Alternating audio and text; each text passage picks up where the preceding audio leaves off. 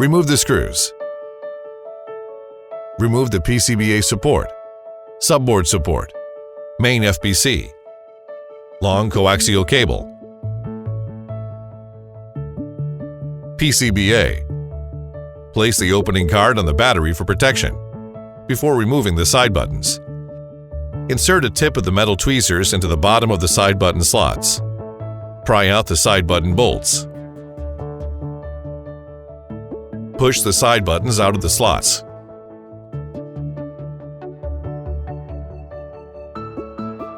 Use metal tweezers to pry out the side button FPC pad and side button FPC bracket corner. Remove the side button FPC. Remove the release film from the side button FPC. Align the side button FPC with the slot on the middle frame. Press the side button FPC into the bottom of the slot. Attach the side button FPC pad to the slot on the front cover assembly.